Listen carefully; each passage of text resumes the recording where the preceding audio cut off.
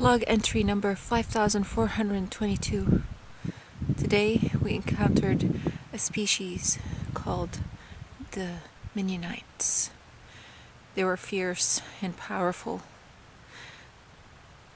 They have cute and handsome looks, but they will deceive you with their looks. I will send out a distress call for all the ships that come around to this area so that they will not be deceived by the cute and adorable nature of these Minionites. Captain Kirk, out. I thought I was recording, turns out I was not. Maybe that's better because the sun was in the camera and it was kind of blurring the view. Anyways, in all seriousness, now, after that intro, I hope you enjoyed it and I hope it wasn't too silly. If you're a Star Trek fan, you'd appreciate it. Maybe, maybe not. I don't know. Anyways, so today is the day when I'm doing the project that I have mentioned to you guys earlier, a couple videos earlier, I think, and it is winter sowing grass seeds over here in our lawn. Our lawn has had dead patches in the past. Actually, the previous year, not this year, it had tons of dead patches in here because we had, that's what I was thinking about, grubs.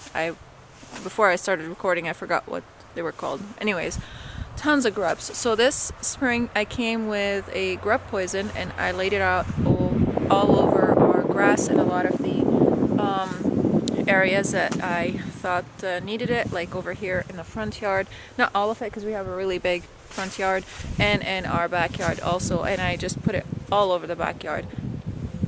And grubs, if you did not know, turn into Japanese beetles. So if you suffer from Japanese beetles coming and eating your crops and flowers and grapevines and all that stuff, you need to lay down some poison in your grass. You know, grass, we're not eating that stuff, so you can put down poison. You don't need to use organic stuff in your grass. If you do, be your own self and put down organic poison, but make sure to kill those grubs in the spring. You want to do it early in the spring before they turn into Japanese beetles. And after I have done this, I only maybe have seen like 2 Japanese beetles the whole season. So every year I'm just going to be doing the same thing, and I noticed a lot less also groundhog holes and mole holes and all that stuff in the ground, because they would just like be pulling up holes in the ground everywhere they go, like mounds. That's what it's called. Like over there, I don't know if you guys can see them, these black dots over here right over my finger. These are all groundhog mounds or moles. I think this is groundhogs though, because we do have a groundhog in this area and it lives under our shed. We need to get rid of it because it's eating all my plants and that's a problem. Anyways, today I'm going to be laying down some grass seeds. This is the first time I have ever done anything like this. It's the first time I've ever done anything like this. And I've read a lot about it. I've listened to a lot of videos of people who have done this. I've seen people do it also with Dutch clover and with all sorts of clover.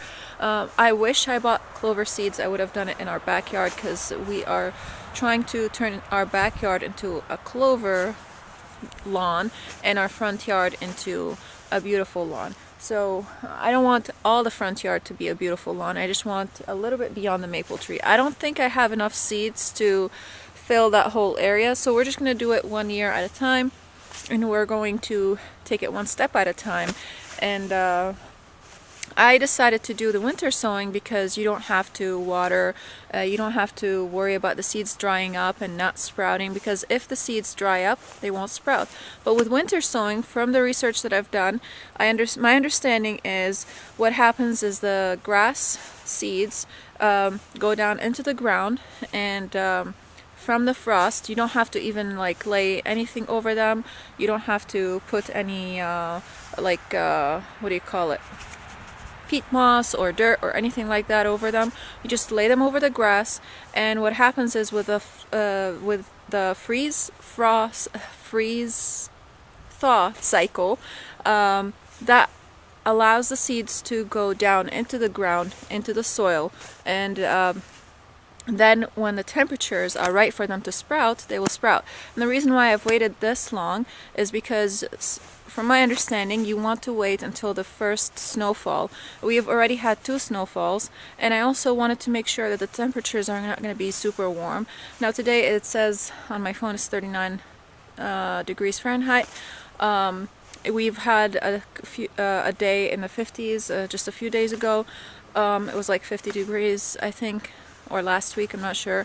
So I think that's okay. I'm not sure what temperature grass seeds sprout at, but I think from now on we're getting colder, because today is December 14th. We shouldn't get temperatures, warm temperatures.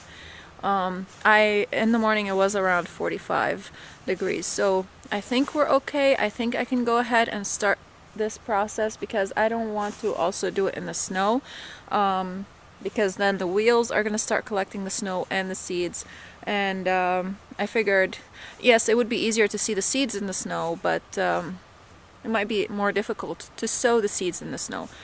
So let me show you what I have with me so that we can do this. So I think that's called a seed broadcaster, and it's just a common brand. I don't know what brand it is even. I just got something from Home Depot, and it works. I've used it a few times. And I also have a large bag of grass seeds. I've ordered that online. I think it's Scott's. Yes. I'm just gonna fill that broadcaster with some seeds, and I'm going to follow the directions on the bag. So I'm going to follow the directions on the bag as far as how wide the opening on the broadcaster needs to be. And usually it says to leave it to open it around like 3 inches wide, so that it would spread it better that way according to the seeds. I don't know, I'm just gonna follow the directions and do what it says, because this is the first time I've done anything like this before. Again, you know, I've seen seeds sprout. You know, if you live in a cold environment and you encounter something called volunteer seeds, where you have just plants sprouting randomly from the seeds that dropped on the ground from the previous year, and they have sprouted the next year. What happens is that these seeds dropped on the ground, or like tomatoes, for instance, the tomatoes would rot in the ground, and the rotting process is actually what allows the seeds to be viable. That means that it allows them to mature enough so that they can be planted again and grow tomato seeds. So once they rot, they're maybe covered with some tomato material, or maybe they're exposed if an animal ate it and dropped the seed on the ground, and now you have the dirt, you have the fertilizer, and the seed goes down into the ground because of that frost and freeze and thaw cycle, and then the plants would sprout on their own. So you already experienced this. It's not like a strange concept, but I want to try it out and see. So let's go ahead and start this process.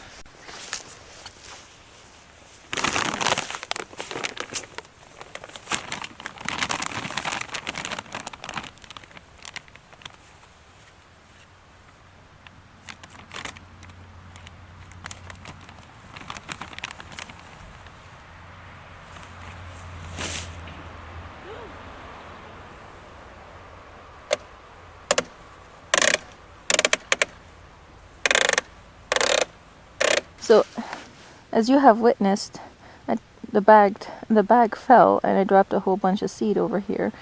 I'm happy that they're blue. This way I can see where I'm scattering seeds. So this is the area here where let me back up. This area here is the area that I took the stump out from, and I refilled it with dirt, and that's the area where I'm going to start on first.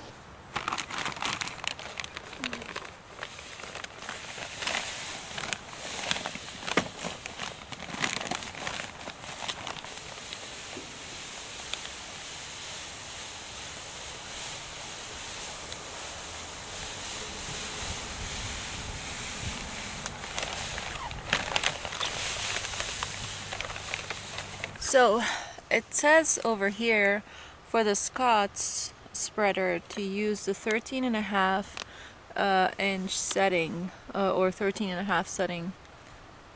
I'm gonna try to go up slowly because I have the Vigoro. I think that, I don't know if that's how you pronounce it.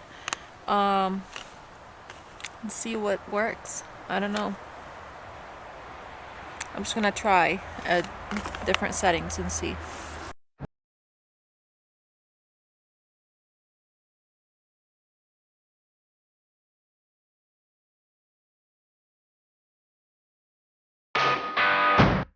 I feel like 6 is a number where I want to be at. I am dropping a little bit of grass seeds around the edge of my flower bed, so that means I have to get to it next spring. Or I might pick them up before. I don't want to do this. I don't. I have so many projects. I'll try picking them up one by one. See what happens. Who's gonna win here? Alright, let's continue.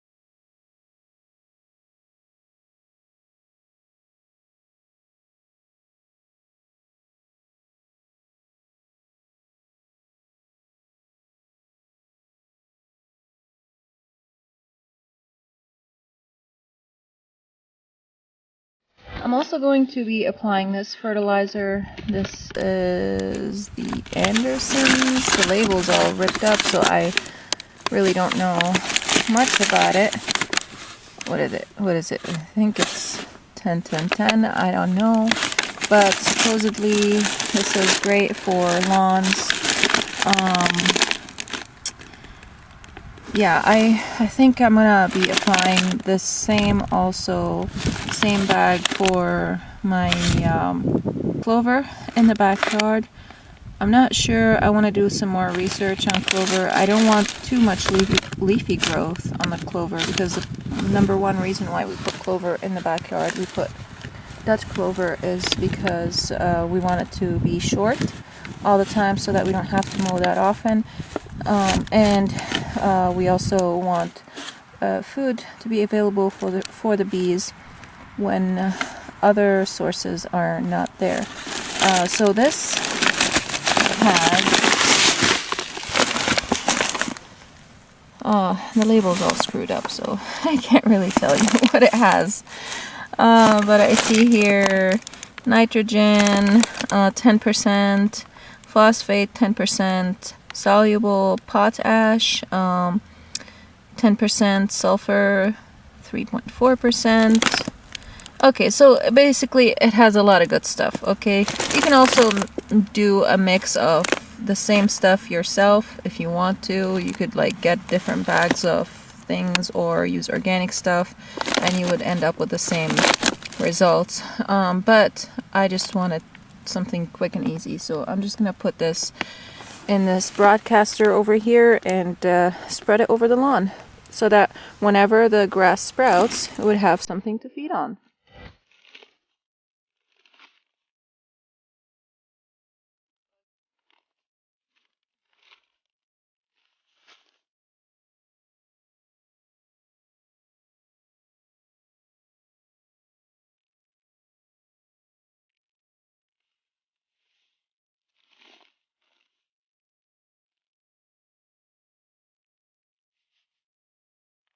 So I'm going to try to reduce the opening on the broadcaster so that I'm not broadcasting too much fertilizer. Number one is I don't want to burn the grass. Number two is well, I don't want to burn the grass when it first sprouts, because when it's small, when it's young I should say, and you're giving it too much fertilizer, that can damage it. I'm assuming it's like other plants from my end. You know, I didn't do research on that, but I'm just kind of doing common sense things where you don't want to give like a fresh sprouts a lot of fertilizer or heavy fertilizer when they just first sprouted, because you can burn them. So I'm thinking I'll put it probably around, I'll put the opening at 2 maybe. I think that should allow these pebbles to escape. If I notice that it's too wide, I'll bring it down a notch and just kind of play with it and see where it's where is the best place to keep it at. I don't believe this bag has any instruction on how to spread this. Oh, it does. Spreader model. Okay, so let's see. It does not have my spreader in here. Okay, for the Scott's broadcaster, just like the one, similar to the one I have, it says to open it at 3 1/4 opening. I'm thinking 3 1/4 inches opening. I'm guessing that's what it is. So I'm gonna try at 2, see how that works, because again, it's gonna be young, and I don't want to risk burning it. So another reason why I chose to do this winter sowing method, other than it's easier, we have kids, and I don't want to keep telling our kids, don't go there, don't play there, you know. So I'm thinking that if it sprouts in the spring, it's gonna be stronger, and it's gonna be wet. The kids are less likely to go outside and step on it, so it's a safe bet. And if I notice them sprouting and it's kind of dry outside, it's gonna be wet anyways in the spring, but if it's sort of dry where the kids can go play outside, I'll just let them know to stay out of the front yard, at least for a week or 2. I know it's supposed to be more than that, but again, our area gets pretty wet, especially in the spring. This year was pretty unusual. We had a drought in the spring, so we'll see what happens. I'm having confidence in this method, even though this is the first time I've ever tried it. But seeing that other plants do sprout very well, just from being left out in the ground, I'm assuming the grass seeds are going to do well as well.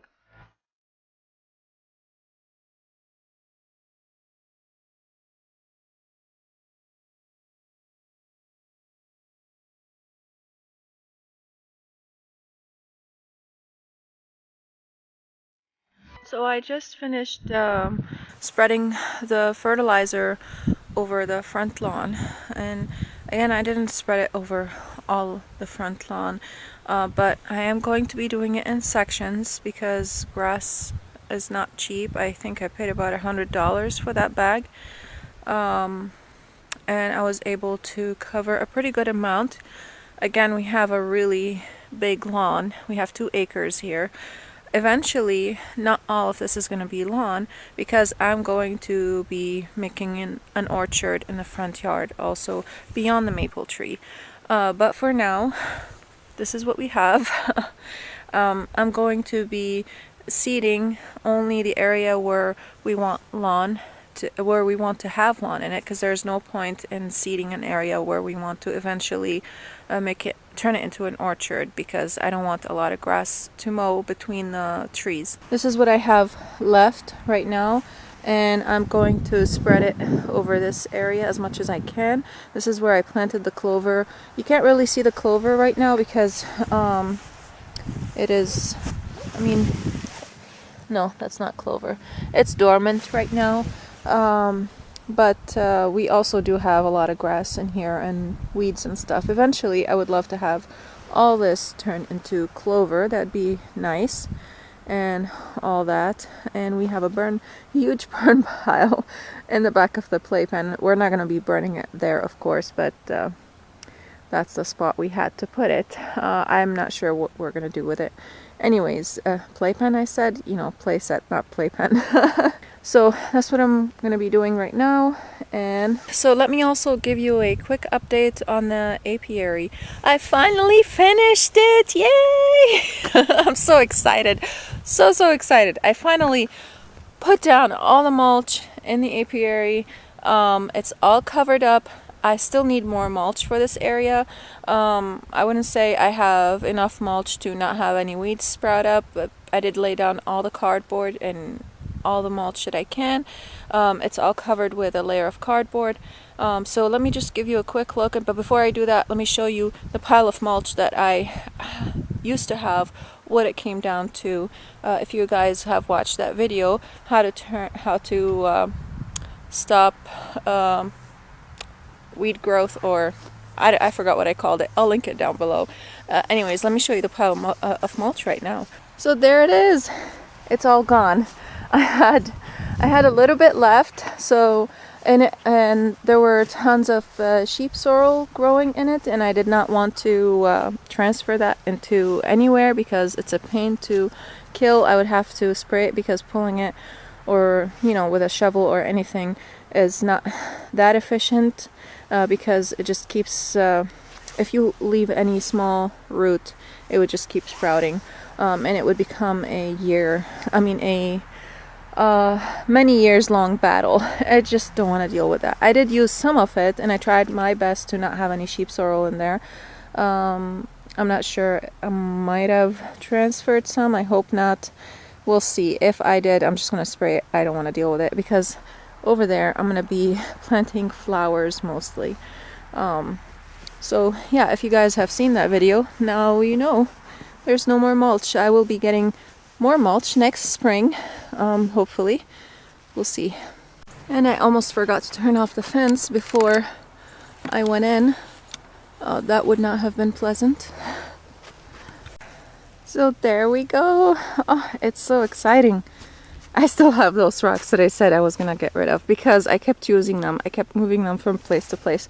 But look, now we have a walkway over here, and that's the bee area over there. This whole place is filled. I see some dips over here that I would have to fill with a lot more mulch because there was at one point my husband and I were trying to get rid of the grass that was growing in here, and it was pretty difficult because this area gets really wet and it gets really heavy, and we were like, basically the grass was just growing so thick in here, and it was really difficult to do that. You can see there's a dip over here also, but look at this. It's all covered, all of it, and now it's ready for planting. Yay! I am so excited. I'm gonna have so much fun in this area. I need to, this winter, put down a plan for what I want to plant in here and where I want to plant it. I'm thinking of having something in the center, maybe like a water bath or something. I don't know, something maybe for the bees to drink water from. That'd be cool, I think, and if it looks nice, that would be really nice.